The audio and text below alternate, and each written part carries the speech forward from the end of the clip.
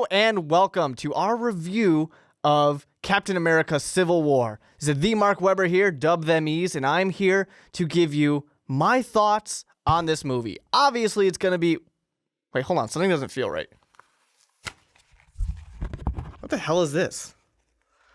Obviously, this is going to be full of spoilers. So if you haven't seen the movie yet and you don't want me to ruin anything, you might want to press pause and come back to it later.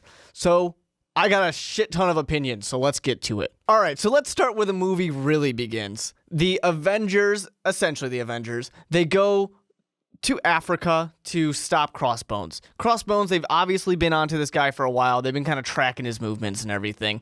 So they go, awesome action sequences, the fights. This is exactly what you want from a Marvel movie, basically. You just want to get right into it, and you want to have fun. So that's exactly what this is. They go, they do the thing, and then what happens? This is the moment that sets everything up. Scarlet Witch goes ahead and messes everything up, basically, is what happens.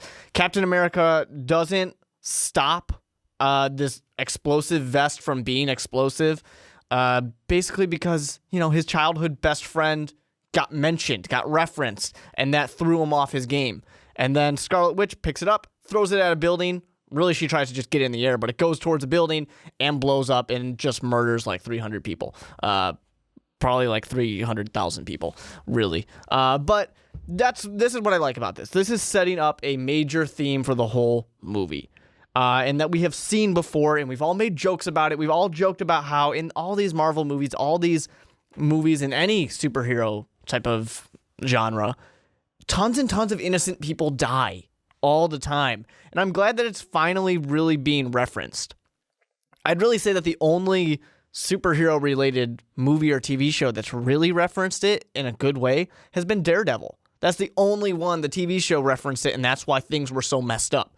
So I'm glad to see somebody else finally doing it. So, like I said, this is a good theme for the movie, because later on you see Scarlet Witch watching TV, and she's reacting to what has just happened. She feels bad. And Captain America comes in, he says, hey, it's my fault, you can put it on me. I got thrown off because he mentioned Bucky, because Bucky is his kryptonite, evidently. Sorry, Marvel fans, I just mentioned DC. But he's starting to take the blame, and she wants to keep the blame on herself. Now, this is the thing that you're going to kind of notice a lot throughout my review and my summary and my reaction to this movie. This movie, for me, I felt like it was kind of caught in this spectrum of, do we want to be an action movie, just pure superhero action, or do we want to be kind of a drama? And I feel like they leaned more towards action movie, but they had hints of the drama in there. And I felt like they kind of stood a little uncomfortably in the middle. They didn't really fully embrace one or the other. And I honestly, this might not be a popular opinion, but I think they would have been better served being different from all the other Marvel movies and leaning more towards the drama. I would have loved to see them embrace this grief theme throughout the movie. But you're obviously going to find out, and if you've seen the movie, you kind of realize they kind of shied away from it after probably about the second act of the movie. So let's go over to an Avenger that was not in this beginning sequence, and that's Iron Man. We're all wondering what Iron Man's up to, and he is basically depressed. He misses his parents. He's not happy. Pepper Potts left him. And he kind of starts to show the fact that he is unhappy with all the repercussions of all their actions. You know, he is not thrilled about what's going on in his life anymore. And this is, of course, stolen right from the graphic novel that this is based on. He has a mom whose son has died because of his actions. And the mom goes to just kind of let him know. That's going to make her feel better. This obviously is way less aggressive than in the graphic novel, which, by the way, you should read the graphic novel if you haven't already, or watch a graphic conversation when we talked about it. But anyways, they once again, they're kind of going heavy on this theme. You see that Iron Man has caused Pepper Potts to leave. Iron Man has caused the death of this son that he's taking very, very harshly, and many other deaths as well. And that kind of leads into some more once the government gets involved. Not the government, the UN gets involved. And that's why Iron Man is the one they go to, because he's the one feeling this grief. He's the one who is taking it all on his own shoulders, and he's not happy. He even, if I remember right, he references getting rid of some of his old suits, the Iron Man suits, which also, if you notice, I remember this quote. I don't remember where it came from, but I remember this coming out from Robert Downey Jr. not wanting to be in the suit anymore. And my thought was, is this how we're going to do it? Are we just piling up this grief so that way Iron Man says, I am not Iron Man. I'm just going to be Tony Stark. So let's talk about the UN's kind of provisions that they have set up and the consequences of the actions as well, the grief that people are feeling. Because in the first part of the movie, that's a big theme. And that's why the first part of this movie, I was loving it. I was all in. Now, one other thing that I will say about this movie, kind of my thoughts, my reactions, is I think that I already mentioned that they could have taken the drama aspect a little bit more. They could have done more with that. And then also I kind of alluded to that, but I feel like they missed opportunities. They could have done a little bit more. They could have taken some risks and things like that. So right now they're doing it though. They get one of my favorite scenes of this movie is when Vision says, there's a correlation between the rise of superhumans and the rise of near world-ending events. Because he's got a point. I mean, he's completely accurate in that. The more of these there are, the more Marvel movies there are, and there's only going to be more Marvel movies, the more near world-ending events there are. Yeah, makes sense, right? So they talk about the grief. The Iron Man specifically references that kid's story from the mom. The UN guy shows clips from all the other Avenger movies to just kind of remind people that a lot of people die all the time. And everyone kind of shows that they have this grief inside them. This is building up. Scarlet Witch, of course, from earlier in the movie. All this is going on. And I want them to kind of go further with this. And then the UN guy grabs this book. It's like that thick. It's huge. And just throws it on the table. Only one of them, which I find kind of funny, actually. Like, all right, you guys can share it. Go ahead and read. But I know it's a movie, so I can't expect them to sit there and show scenes where all the different Avengers are reading every page of this, this document here. So Captain America's going, and we're going to assume that he read the document there. The one thing I will reference, just from me, and this is more going towards the drama aspect of it. Like, this movie could have been a drama, not just action film. I wish that I knew, one thing that was in this. Later on, Captain America's going to reference, hey, there's some things that if I were to sign this, we would need to amend later. Okay, cool. Can you just tell me what one thing is? I would have appreciated that. But still, I'm happy. We really don't need to have too much thing except for just the pure philosophical argument of, Iron Man saying, I feel bad for the things that we've done. I want something to stop us from continuously murdering innocent people. And also you have Captain America on the other side going, yeah, but politicians are the ones that are, in control here. Does anybody see the Hulk? We don't want politicians in control of these movies here. I don't trust them. They're going to send us in the wrong direction or not send us where we need to go, and we have nothing we can do about that. All right, cool. Basic philosophical argument. It's there. Take your side. Go ahead. Have fun. All right. So we've been talking about everything else, but there's one thing that I do need to talk about that happened at the very, very beginning of this movie. I skipped over it at first because it's not really relevant yet, but now is when it becomes relevant. So this movie starts off actually with the Winter Soldier, which threw me for a loop at first. It's going back to random time, random mission for the Winter Soldier. He has to murder some people. They also show the way that they kind of reactivate him, which of course will be important later on. But they go, and then he's got a mission. He has to kill some people. He kills them. He steals stuff. All right, that's all. We don't need to worry about that yet. We'll come back to it later. But this is where things start to kind of pick up and the steam gets rolling here. So the UN provisions, we're here. They introduce you to the Black Panther. He's not the Black Panther yet, though. But they introduce you to him. They kind of show that Black Widow is going to be on Iron Man's side, which some people might be surprised about that. I know I wasn't sure about it initially because she's so into Captain America. She liked Captain America a lot. She wants to be on his side a lot, but she joined Tony Stark, who she doesn't really care for that much. But all this is happening. They're going to sign this document, whatever. And then explosion. All right, cool. Movie's getting good again. All right, so we have the explosion that happens, and of course, who's to blame? They later find out, oh, of course, it's the Winter Soldier. It's Bucky Barnes. He's the one that did it. That's why we waited to reference this Winter Soldier stuff. It's all going to start to come back now. All right, so far in this movie, I'm having a great time. I'm loving everything that's going on. This is wonderful. We of course, we go over to the funeral scene, and Captain America's upset. Falcon's there. He's upset, too. Everybody's upset there. Black Widow's there. She's supporting Captain America. But I like that she tells... This might be one of my favorite things that happens in the movie, actually, besides that grief theme that was going on. But she tells him, hey, I know you're upset right now, and I know you want to go do some things, but you probably shouldn't do those things because those things are going to cause problems. Just don't make anything worse. You know what? Just go home and relax for a little bit. Sit on the couch, watch some TV. Vision's supposed to be a good cook. Maybe he'll cook you something that might taste a little bit like something. I don't know, because he's a robot. Go figure it out. All right, life is good. And what does Captain America do? He goes and he finds his friend Bucky. That's what he decides to do. He goes and he makes things worse. Because, of course, when somebody tells you don't go make things worse, what are you going to do? Everybody here has been a teenager at some point in time, hopefully. You go and you make things worse. And that's exactly what Captain America does. He goes to save Bucky, but the UN's coming to get Bucky because he just blew up a ton of people.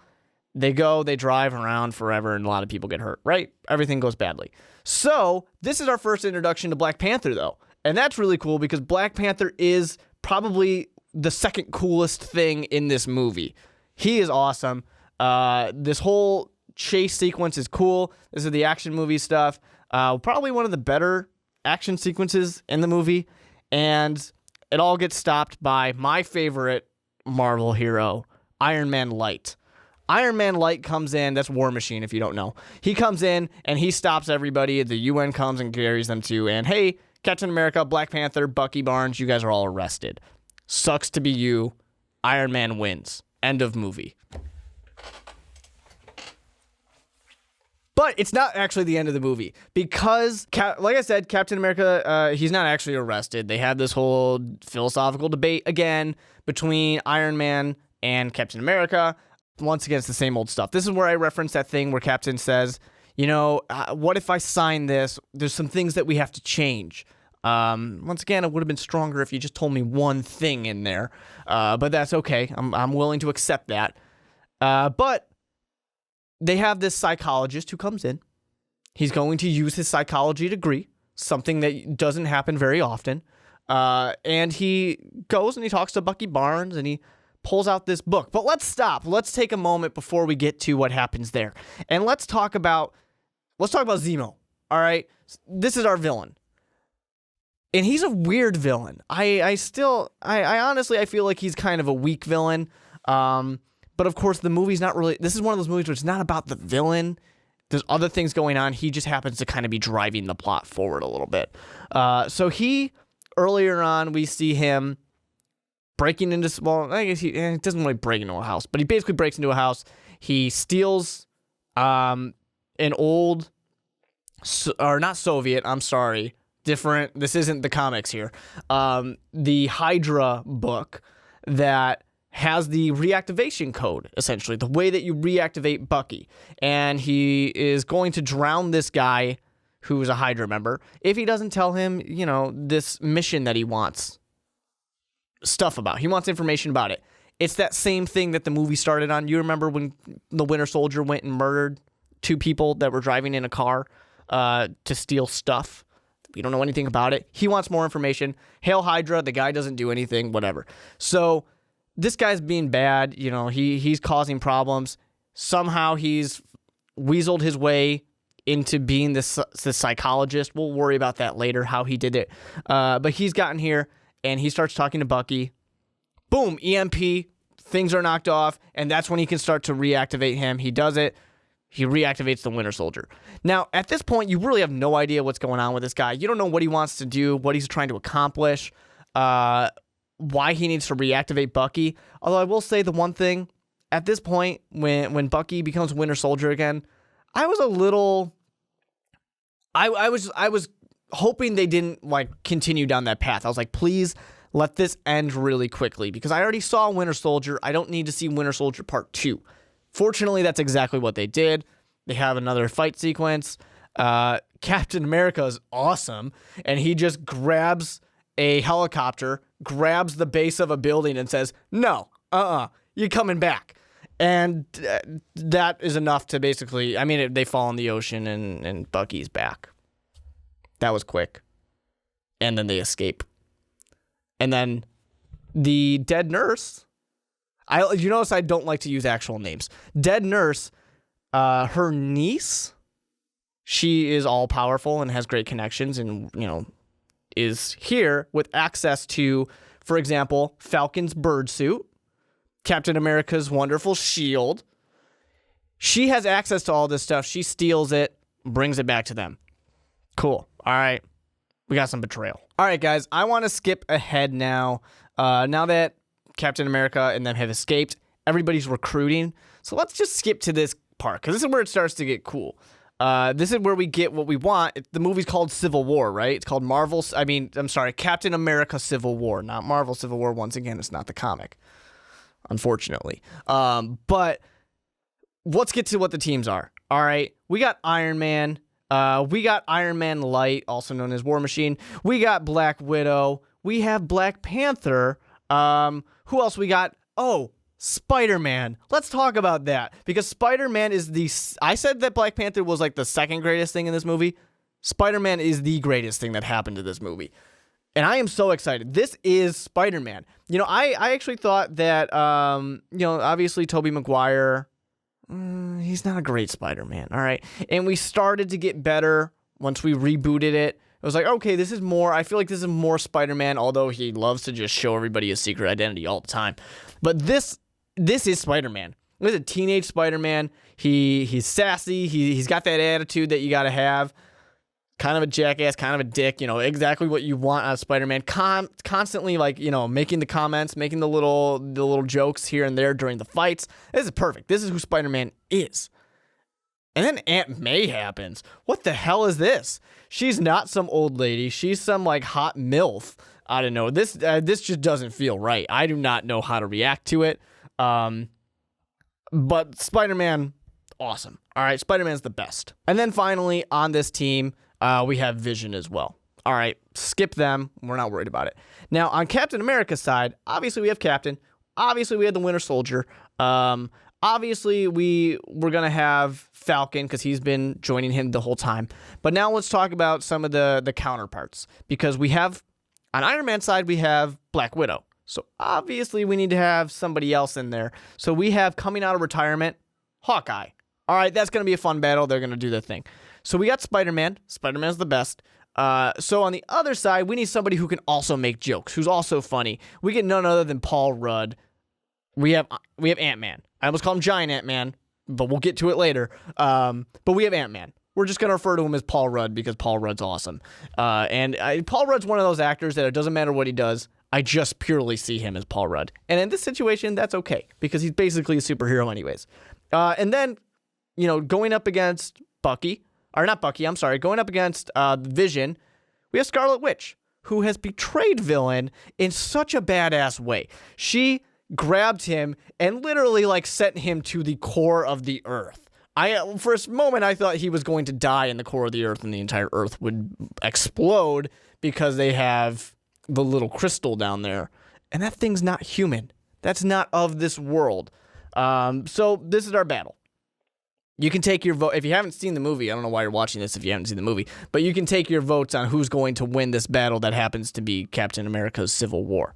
Go ahead and take your votes down below. I'm going to vote for Iron Man, personally. All right, so we don't need to talk about the fight. It's really not that good or anything like that, so let's skip past that. So the fight's over, and No, I'm okay. Obviously, we're going to talk about this fight. We got to talk about it. This is what we're all waiting for. I mean, we've seen it in the clips. We've seen it in the previews. We've seen it constantly. This is what we want. This is going to make up for Batman v Superman kind of sucking. This is going to be everything that we've all been waiting for. And it's great. It is a great fight. The one thing I really appreciate about this fight is they went somewhere where there's not going to be any innocent victims. They go to like this empty airport that's been evacuated. This is great. All right, smart plan on this. So, obviously, you like the fights. You like seeing everyone matching. Hawkeye and Black Widow, they're going against each other, and they make a little reference of, oh, you're pulling your punches. Exactly. But these people don't want to hurt each other. The real big standouts of this, Spider-Man being a complete badass, really has everyone's number for a long time.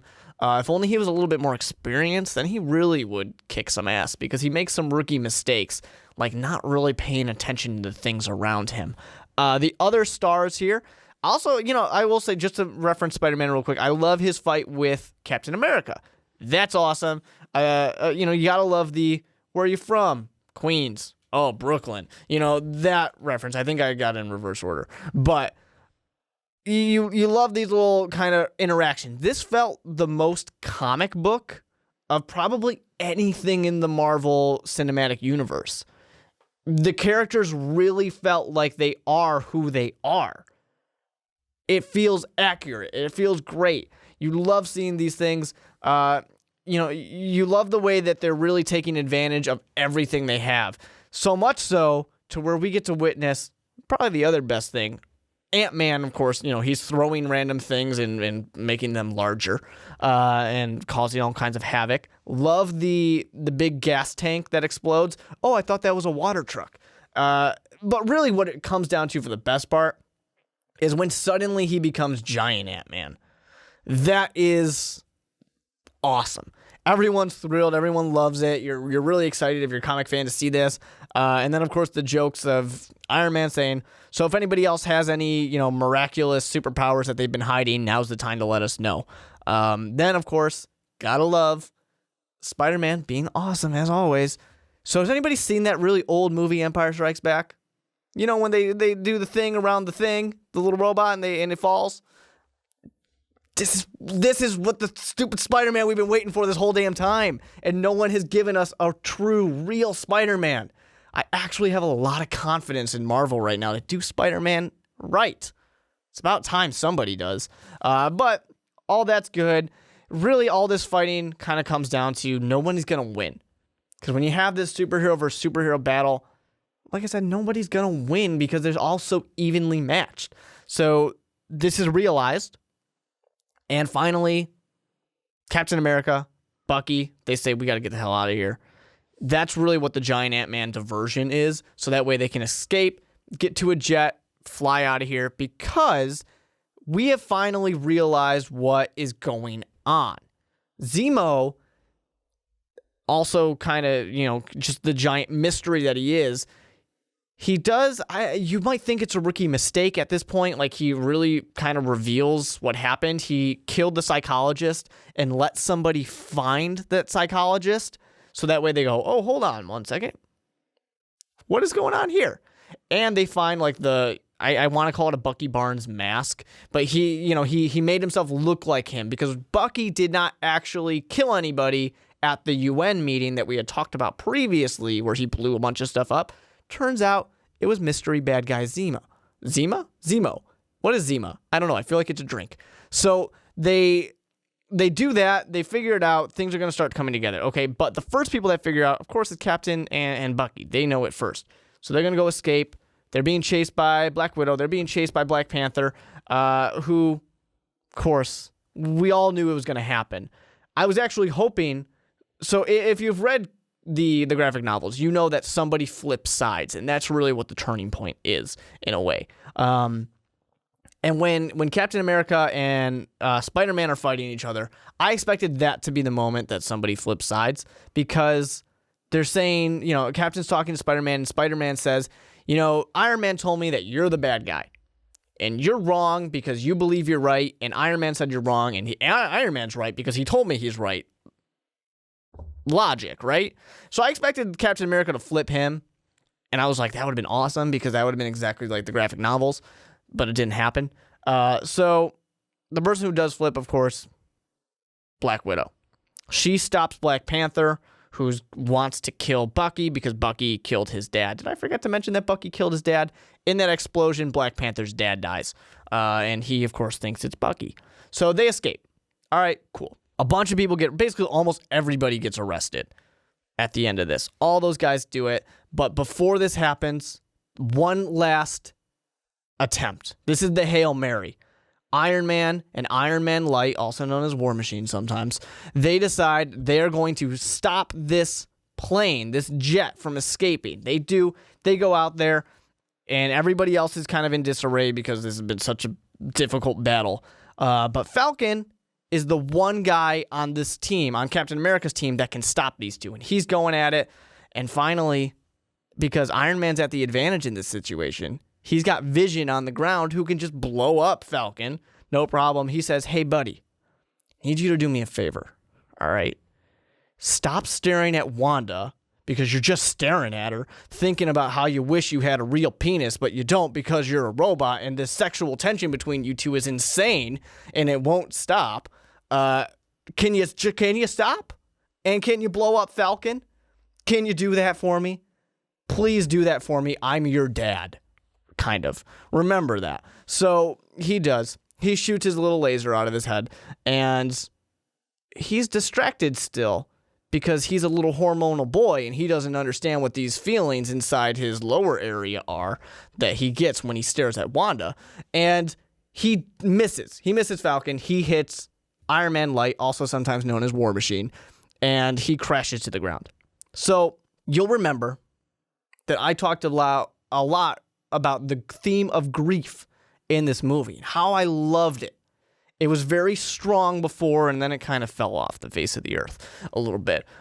So Iron Man Light, also sometimes known as War Machine, crashes to the ground, and I was really hoping he was dead because that would have been cool. That would have been a risk. That would have been something they could have done, and really they could get away with killing a small character off like that.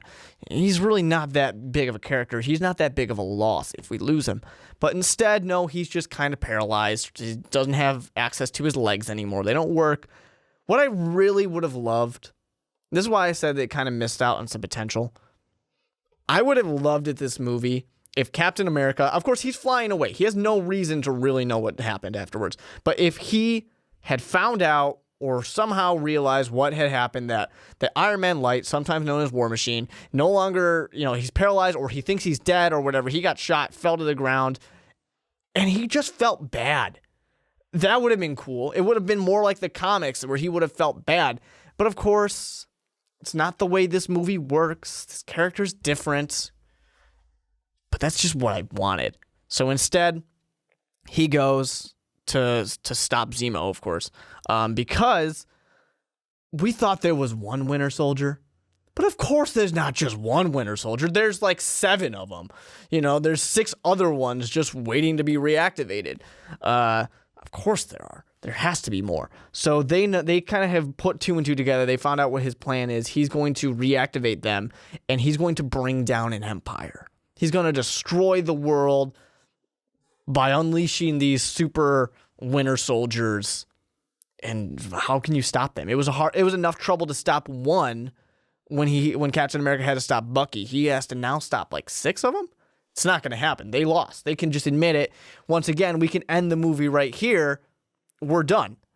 But they're going to go save the day. So everyone gets arrested. Iron Man figures out what's going on, the truth. It took, a long time for him to figure it out, but he finally did. He's like, oh shit, I was wrong. Whoops.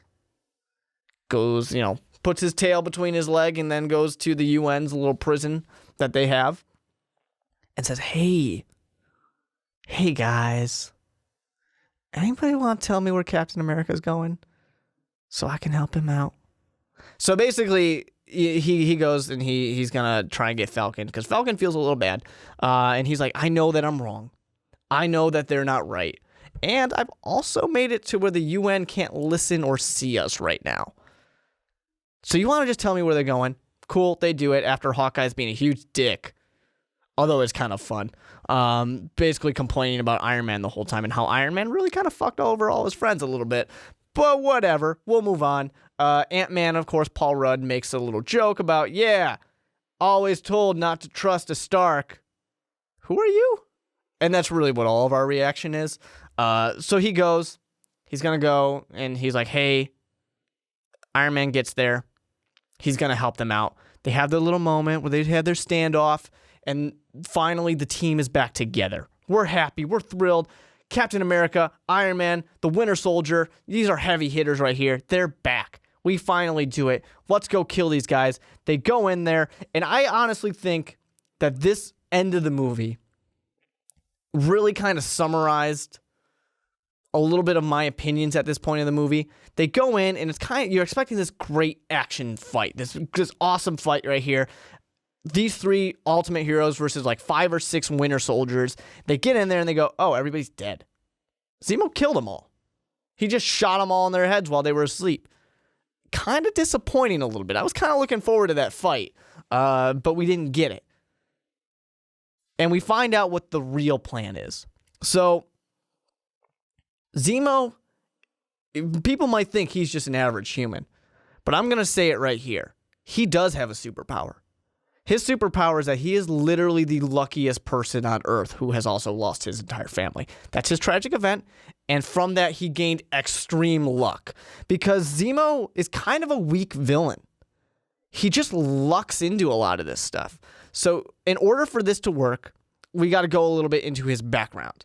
So, he was, and remember in the last Avengers movie, they have this whole world, or not world, this whole country, village, whatever we want to call it, city, that is raised up, and they're doing all the fight, and then it comes back and crashes down to the Earth. That was Ultron's ultimate plan, to kill all the humans. Didn't quite work out for Ultron, but it did kill hundreds of thousands of people. Zemo's family was some of those people that got killed. He's pissed. He wants to kill the Avengers, but he's smart at the same time, and he knows he can never actually match up against them. It's never going to work. So he's going to let them tear themselves apart. Now, this would be good if he actually did anything to really set this in motion, but he didn't. He just kind of got lucky and noticed that heroes were already in this situation of tearing themselves apart because the UN had done something that was driving them apart. This is the one thing that he really did do. He went in and he killed a bunch of people in the UN, blaming the Winter Soldier. Once again, being a little smart here, knowing that Captain America would go after the Winter Soldier. So that's really the only thing that I feel like he actually accomplished. Besides that, he just kind of lucked into a lot of this stuff. I'm sure somebody or quite a few people disagree with me, and they can let me know down below in the comment section. But I just feel like he was kind of weak because he just lucked into this. But at the same time, he's not, he's the main villain, but the movie's not about the villain. It's really, Iron Man versus Captain America. That's where we're getting to next. Remember the Winter Soldier scene where he murdered mystery people in a car and stole mystery thing? Well, we found out that the mystery thing that he stole is what made these Winter Soldiers, the extra ones. Okay, cool. But who did he kill? That's still never been clear. And finally, we learn. Now, I will say one thing right here. I'm not 100% sure how Zemo knew about this. I'm going to guess it's from his military background. Someone please confirm down below for me. That would be my guess of how he knew about this in the first place.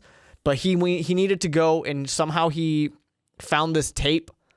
He knew that this tape existed, and he was going to get these 3 people in the room. Once again, his superpower is luck, because Iron Man could have not been the guy that showed up. It could have been Vision.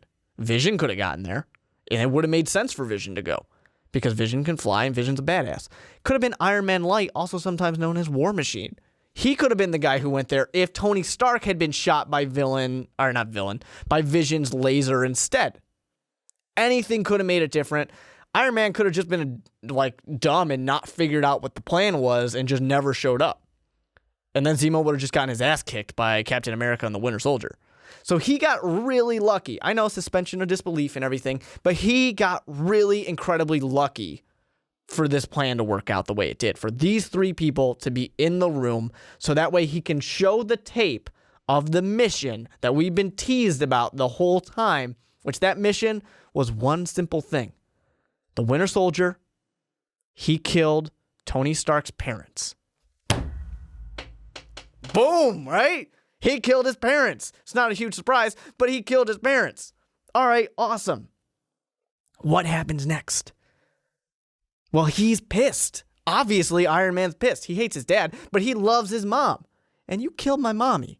Nobody kills my mommy. So he's going to get his revenge. Even though you could argue that earlier in the movie, he was feeling grief about violence. Pepper Potts essentially left him because of this whole Iron Man thing.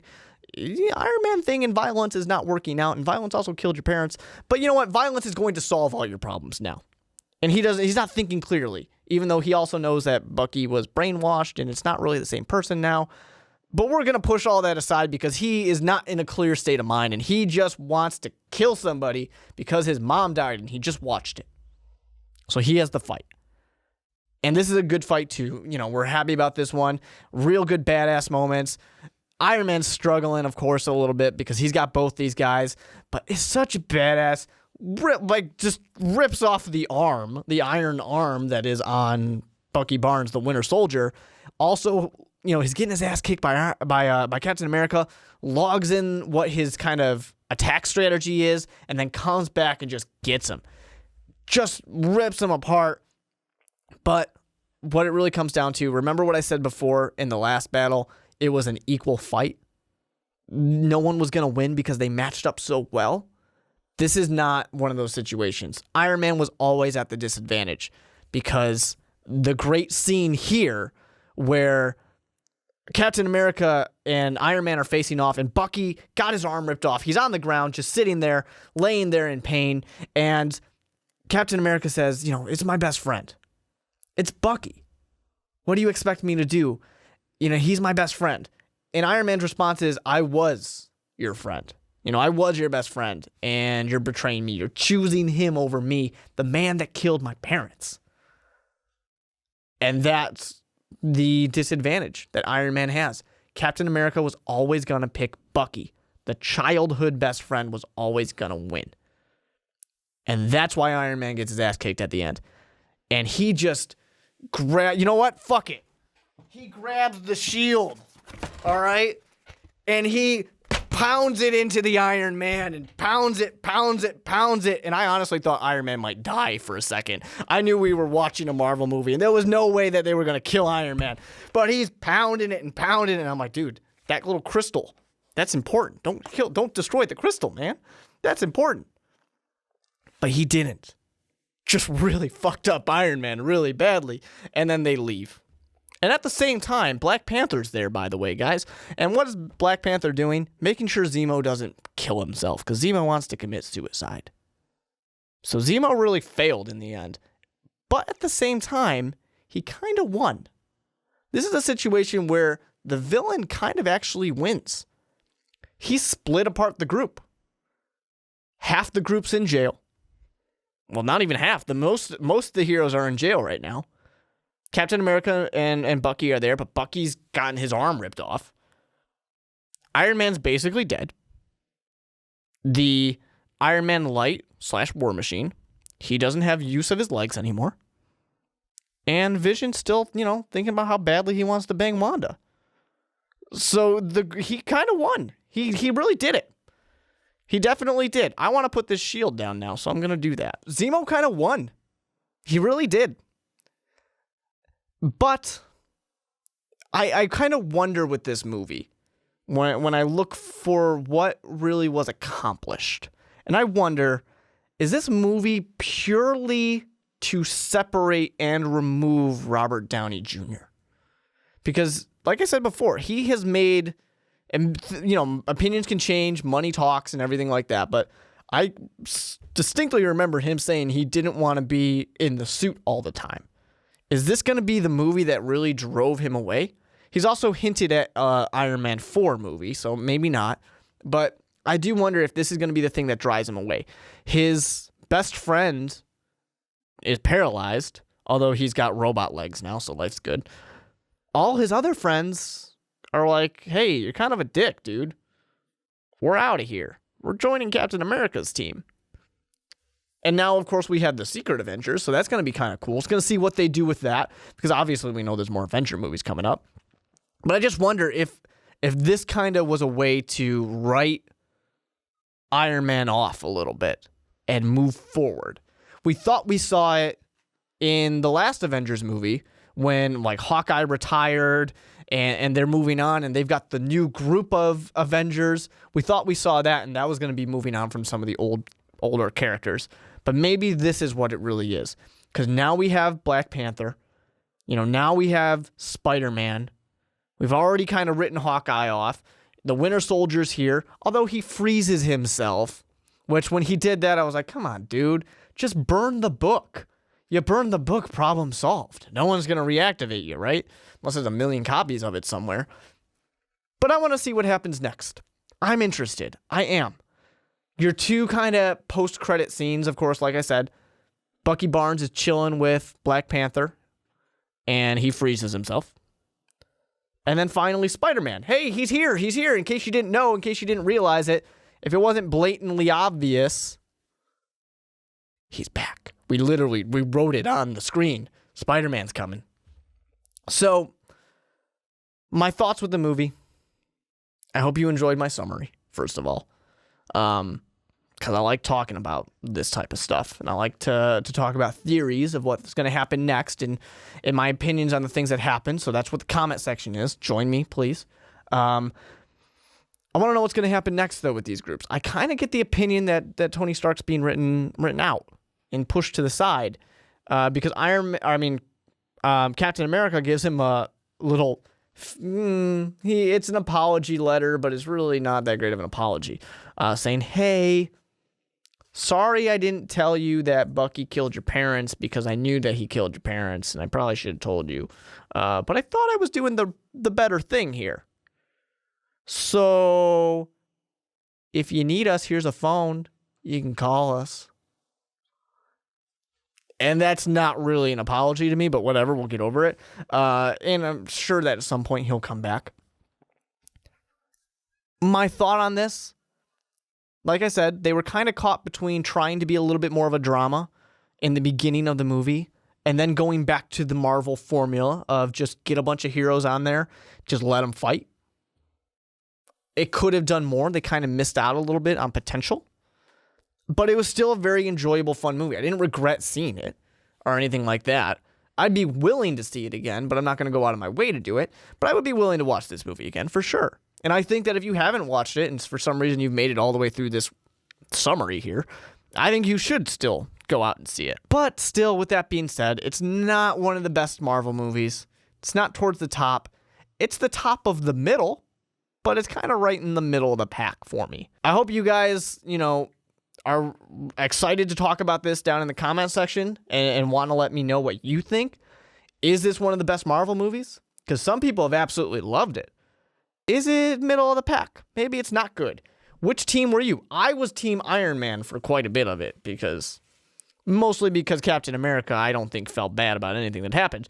But are you Team Captain America instead? Let me know down below. Which one of these heroes do you want on your team if you're doing a Civil War battle? Just let us know. Hit the subscribe button if you liked it. If you like this video, if you want more reviews of various things, let us know what you might want them about. But also give us that thumbs up. Let us know that you liked it. And subscribe button. Check out all of our other videos and all of our other podcasts. And make sure, if you really like Most Valuable Podcasts and you really want to support us, that you head over to our Patreon page and you just give us that little extra support. So if you don't know what Patreon is, basically it's your way to give us a little extra support and our way to reward you for doing so. For example, you can get an extra podcast every month where the guys from Most Valuable Podcasts will just talk about, honestly, whatever we kind of want, or maybe things that you want us to talk about. Just let us know. But you can get that for just supporting us $1 a month. Really easy to do.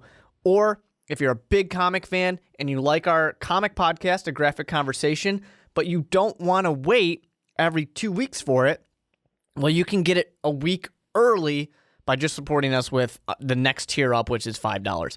So if you want to support us there, you can do that. If not, everything on YouTube is still here. It's not going away. But I hope that you guys do want to support us on Patreon. You can head to the link.